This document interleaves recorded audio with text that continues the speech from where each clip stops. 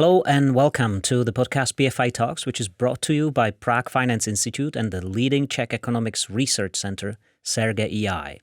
It is my pleasure to welcome one of the most famous Czech female investor, Katerina Zychova, the founder and CEO of Verdi Capital. Hello. Hello.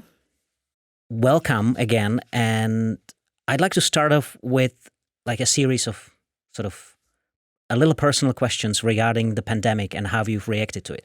What was the first moment when you realized actually this winter that we're actually facing unprecedented times and things won't be as they used to be? So I would say it was a sensation of panic, perhaps an apocalyptic scenario coming in. It felt a bit like a war. Fear of unknown. So on the emotional side of myself, I basically thought the world might come to an end, perhaps, maybe not. And it resembled to me the famous movie, The Road, and the book by McCormack. Mm-hmm. So it was certainly difficult times, uncertainty, but first and foremost, I was trying to preserve capital investments of my investors. So that was given the sharp decline on major indices. So the apocalyptic vision was mostly, exemplified by the falling charts, or was there anything else that actually gave you that fear of, okay, the world might come to an end? Yeah, it might be a little bit poetic now, but it also was the fact that all of a sudden the Old Town Square and the major squares in the center of Prague were empty, and there was fog and no people to be seen on the street. So I would say externalities as well as in the markets as well as on day-to-day in day-to-day life. So now that's actually pretty notable because it's probably worth mentioning that your office is in downtown Prague, not far from the Old Town Square, and you are probably used to, meandering through crowds of tourists almost every day when you go in and out of your office. That's right, and it's a complete sharp contrast, as it was a sharp fall in the markets, a sharp contrast to the day-to-day life. No tourists to be seen, no people going to the office to be seen. So everything empty and no one. Actually, there was at one point where I didn't see anyone on Old Town Square. So it felt certainly in my lifetime as a one-off occasion, and it did resemble an apocalyptic scenario. So, and I was thinking in my head, alongside a constant media massaging about the spread of the virus and all people, dying and getting infected. So it altogether came to a point that I thought that we have a serious problem, basically. Mm-hmm. And the fear of unknown was prevalent.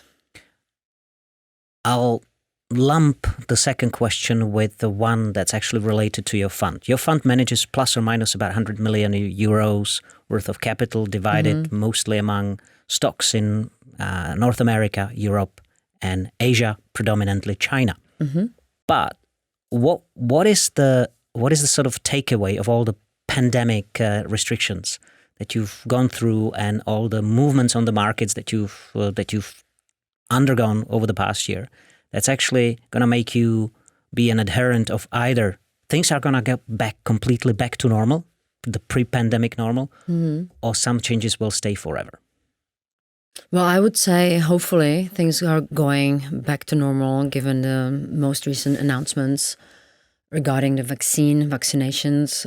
And now the question is how speedy the process will be, the recovery will be, which is up to the logistics, I would say, how the vaccinations will be distributed, how exported and filtered through the population.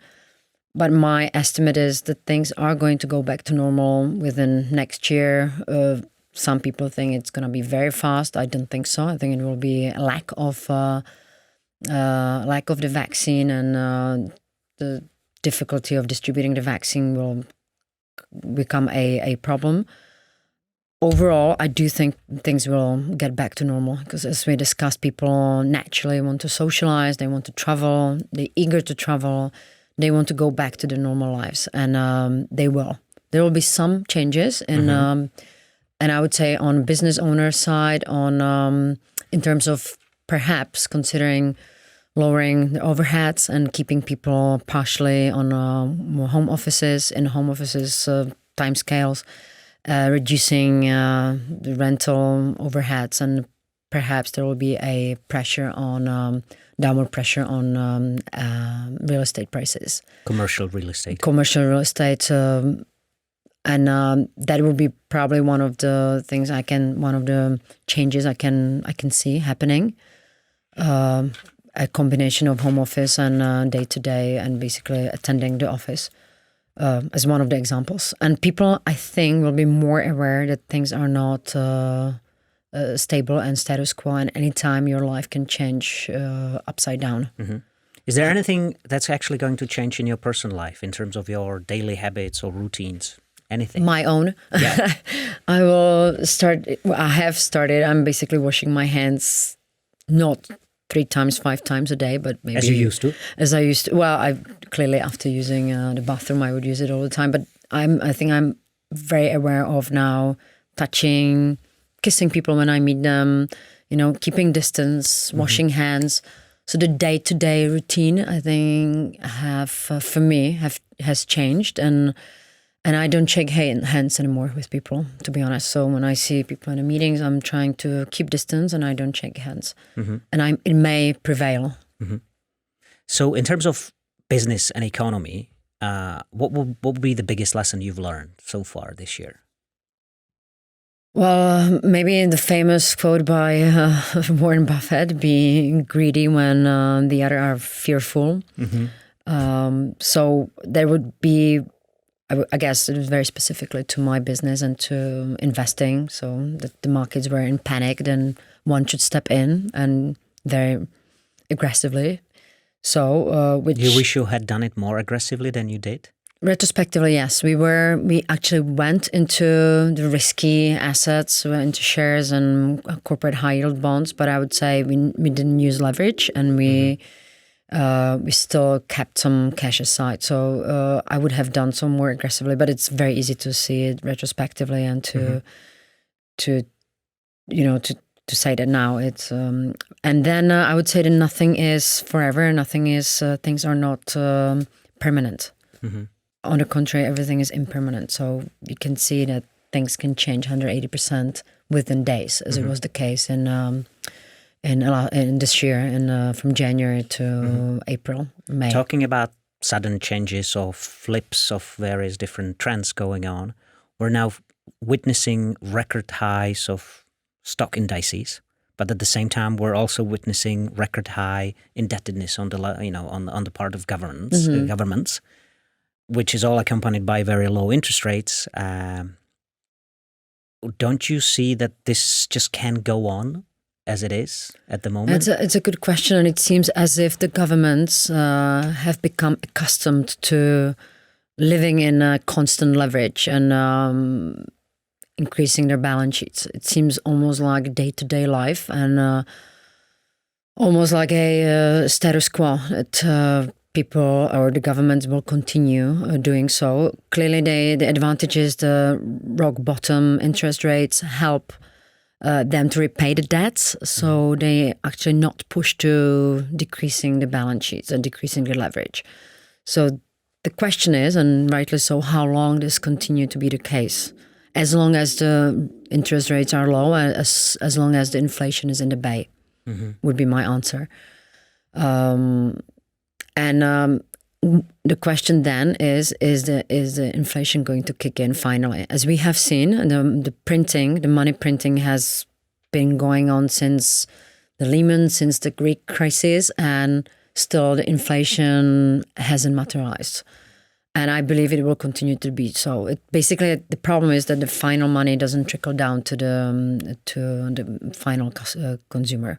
This is a very good point. So I will dare to actually add one more question, because yes, I mean, measured as a consumer price index, inflation hasn't really materialized. But because of the rock bottom interest rates, to use your phrase, we've seen, an ongoing waves of increases of value, in some cases even overvaluations, perhaps, of assets, investment assets.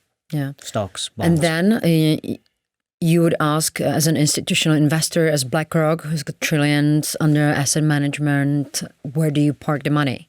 And that's the problem, because you go to government bonds, you will get minus or you get zero. In case of the US, you get 25 bips on the government bonds. So where you're left to go? And that's the stock market. So hence the overblown valuations. And that continues to be the case.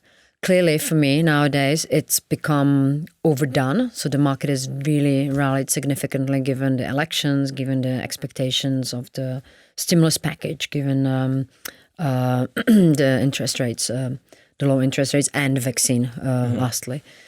So I expect some sort of correction happen. But overall, there's nowhere to go, nowhere to hide. So you need to make money for clients, and the only place to make money is stocks, and on top of it, cyclical and high beta stocks, which has been the case in the last week or so. Says Katerina Zychova, CEO and founder of Verdi Capital. Thank you. Thank you very much.